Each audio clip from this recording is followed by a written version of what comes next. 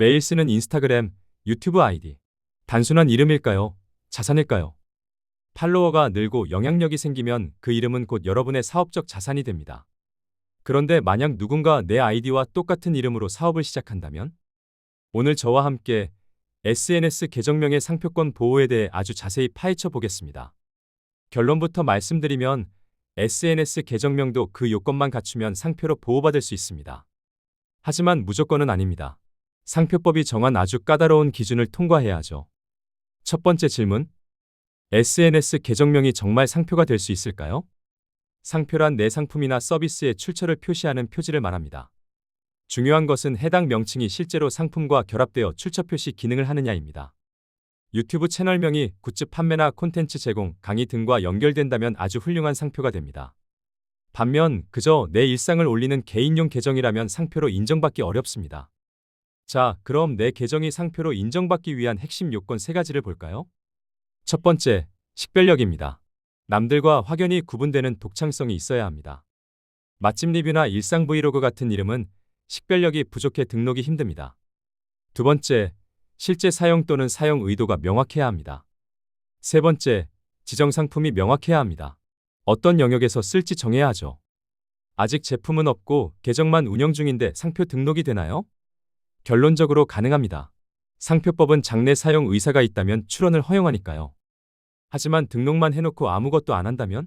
그건 위험할 수 있습니다. 우리나라 상표법에는 불사용 취소 심판이라는 제도가 있거든요. 3년 이상 상표를 전혀 사용하지 않으면 누구든 그 상표를 취소해달라고 할 수 있죠. 그래서 실제로 활동하고 있다는 증거를 꾸준히 남기는 것이 중요합니다. 자, 그럼 내 상표를 누군가 비슷하게 쓰고 있다면 어떻게 해야 할까요? 상표로 등록된 이름이라면 동일 유사 분야에서 상표 침해가 될 수 있습니다. 예를 들어 같은 패션 유튜브인데 이름까지 비슷하다면 분쟁 대상이 되겠죠. 하지만 모든 경우가 상표 침해는 아닙니다. 실제 등록한 지정 상품과 서비스업이 중요해요. 내가 의류 판매업으로 등록했는데 상대는 굿즈 같은 다른 상품만 판매한다면 침해가 아닐 수 있죠. 상표법은 상품과 업종의 유사성, 소비자의 혼동 가능성을 종합적으로 판단합니다.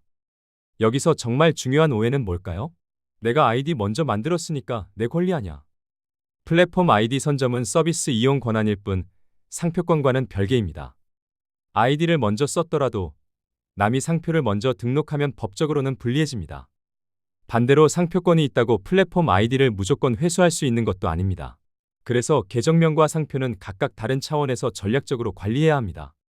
그럼 크리에이터 여러분들은 구체적으로 무엇을 해야 할까요?